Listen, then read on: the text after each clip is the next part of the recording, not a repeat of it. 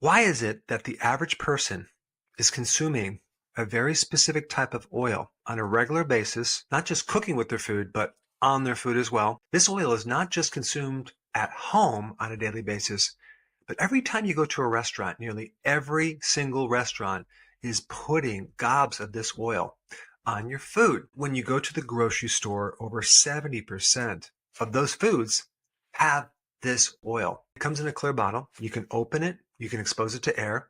It doesn't need to be refrigerated. Unfortunately, this oil is vegetable oil, which, by the way, is not even vegetables. Let's just call it what it is. It's seed oils. Seed oils are so processed with super high heats, over 400 degrees Fahrenheit. They use chemical solvents to extract the oils out. If they didn't deodorize it, it would have a really bad taste and a bad smell.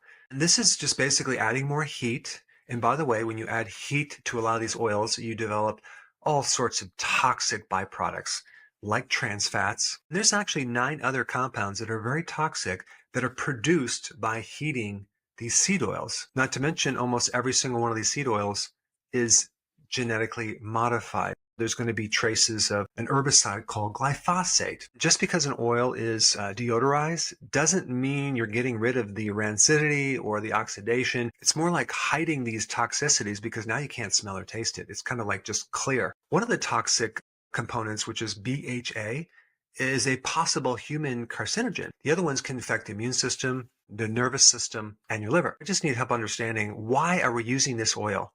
Why is it considered heart healthy? If you watch some of my other videos, GROS, generally recognized as safe, is really something that the industry itself can put that stamp of approval. They can do their own studies, which are not independent. If you look at vegetable oils, you'll see this argument that vegetable oils are fine as long as you don't heat it. Because if you go to a fast food restaurant, they're going to reheat it like 100 times, which is going to make it really, really, really toxic. They'll say if you don't heat it and you put it on your food, it'll be fine. It's already been heated to over 400 degrees. It's already been manipulated. This fragile oil has now become degraded and starting to become destroyed. It's just bizarre how the whole thing flipped, right?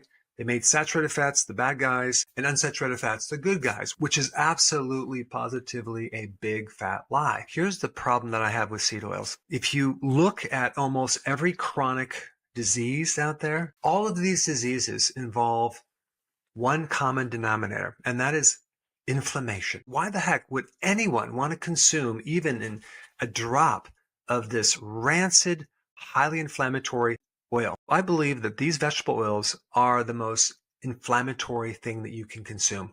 Think about what they do to your cells. They're creating damage. What this oil does to our bodies is not necessarily converted to fuel.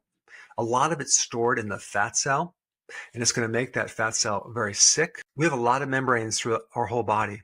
And to detoxify vegetable oils from our membranes, it takes literally 1.5 to 2 years by just not eating them. No wonder why the #1 selling drug in the world is Humira, which is an anti-inflammatory drug. Why do you think that is? Because we have way too much inflammation. I'm excited about a new product we just released, which is our zinc product. It's a zinc product with magnesium, with vitamin D3, as well as selenium. This is a great product to help boost the immune system and to support healthy skin and hair. I added vitamin B6. I also added copper. And in each capsule, we have 30 milligrams of zinc to maximize bioavailability.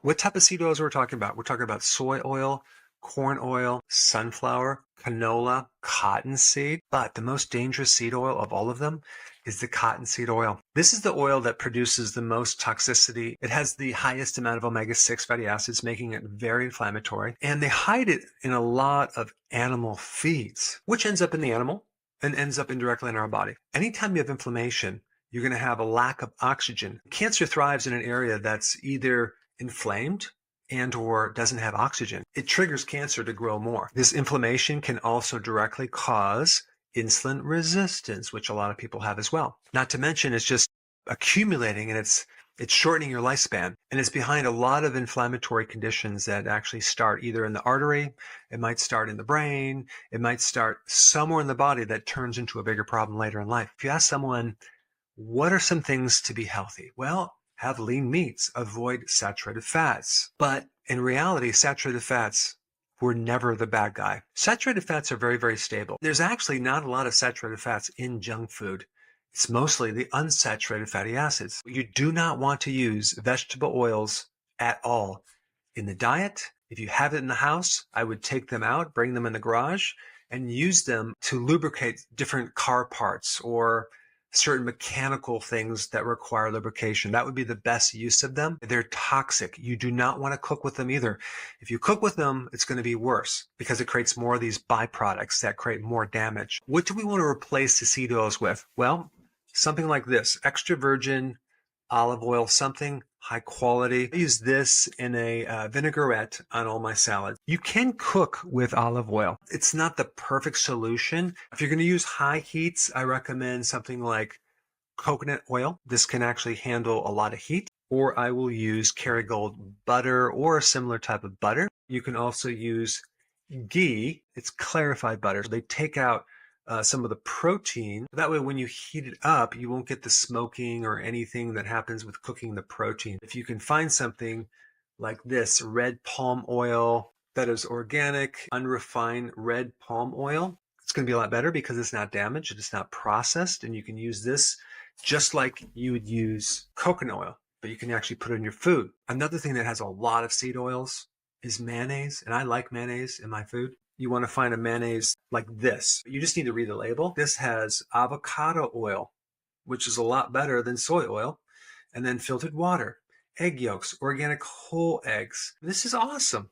This is a great mayonnaise, okay? But even some of the ones that say it has avocado oil or even olive oil, if you read them, you'll see that the second ingredient or the third ingredient or the first ingredient is either soy or canola oil or some other oil. Another good fat to use in your food is very savory, tallow fat. That is basically beef fat. And long ago, McDonald's used to fry their French fries in tallow, definitely to give it a lot more flavor. Lard, pig fat, is another fat that some people use. You just want to find a high quality lard. That lard is great to cook in because it really makes your food taste incredible. It's a super stable oil. It's not going to go rancid. The best thing to do is not to necessarily fry anything or eat any deep fried foods at all. That would be the ideal situation. The air fryer, we use one of those, works great. You can simulate fried food in that very easily with the right ingredients and the right breading. So you're not using actual wheat breading.